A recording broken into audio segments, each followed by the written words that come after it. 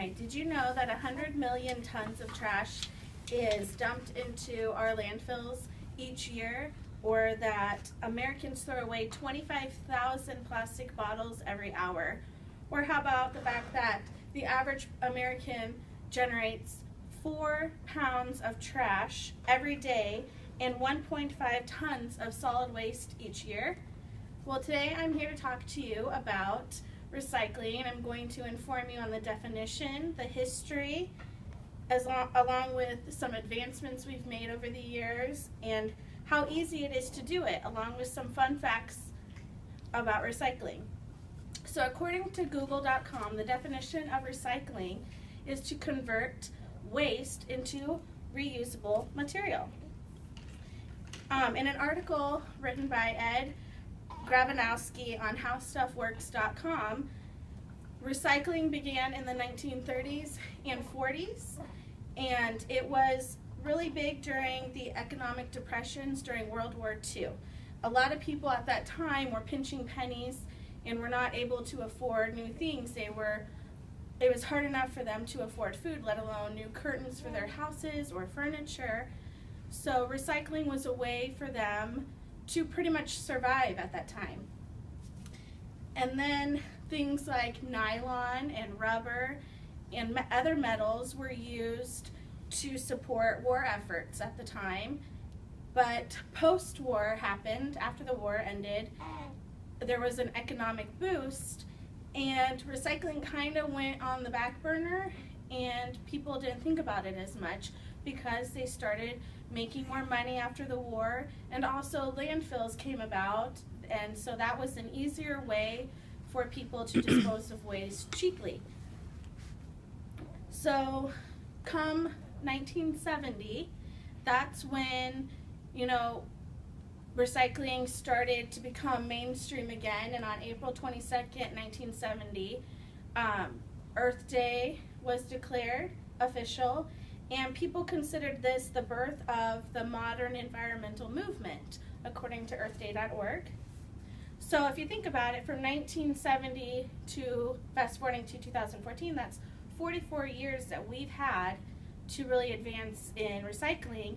And some things that we've come to find out is we can recycle paper, glass, plastic, steel, aluminum, we can do electronics, eyeglasses, toothbrushes. You can do clothing as far as donating it to Goodwill, because otherwise that's stuff that still ends up in the landfill if you throw it in your trash. So did you know that one aluminum can gives off enough energy by recycling it to play an entire album on your playlist? Or by recycling 100 cans, you can light your bedroom for 2 weeks. So those are just some cool facts, that recycling can do for you. It's pretty easy to do. All you need to do is contact your local city office and ask where to get some recycling bins. If you own a home, you use places like Waste Management, Papillion Sanitation, or Premier, and they will give you recycling bins for an extra charge, but in the long run, it's beneficial. So you just pretty much empty your trash into your trash can like normal, empty your trash that you're going to recycle into your bin, and then on trash day, just set it out on the curb, and they'll come by and pick it up and take it to the correct facilities to get recycled. So 87% of Americans have access to this curbside or drop-off recycling program. However, 75% of the waste that is recyclable, only 30% of it is actually getting recycled. There's other places you can go to. I know that in my neighborhood we have this recycling thing for cans, like aluminum pop cans.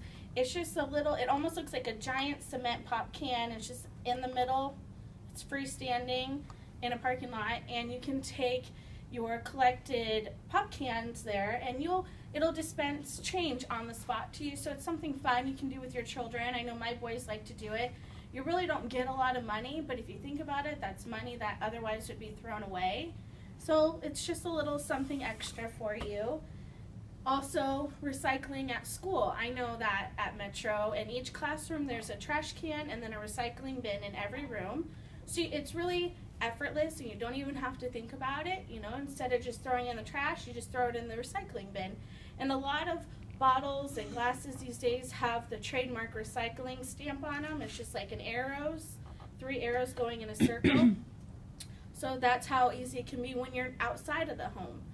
And then recycling can save 32% of that 100 million tons, or in other words, 60 million tons of that 100 million tons that I mentioned earlier that's getting dumped into the landfill. 60 million of it by recycling, it can be diverted from ending up there by recycling. You can also use your reusable bags that you can buy at Walmart or Target or Walgreens or Baker's, wherever you choose to go. They're only a couple dollars, and you can reuse those versus using paper bags or plastic sacks. And according to California State University in Fullerton, the average American will throw out 600 times his or her adult weight in garbage in a lifetime, leaving 90,000 pounds of trash for his or her children on Earth. And recycling all your home's newspapers, cardboard, glass, and metal can reduce carbon dioxide emissions by 850 pounds per year. And I know you're probably thinking, what does carbon dioxide have to do with recycling? Well, everything we use and do requires energy. Therefore, carbon is produced by all that energy. So recycling reduces pollution, saves energy, and reduces the GH gas emissions. And so if you've ever heard the saying, reduce your carbon footprint, I don't know if anybody's ever heard that, reduce your carbon footprint. Well, it just means to reduce the amount of carbon dioxide you're putting into the environment, because the greenhouse emissions, which is the GH gas, the most common one is carbon. And carbon is what's causing global warming, so it all kind of like ties together. And if you can remember nothing out of what I've said today, remember 3 words: reduce, reuse, and recycle.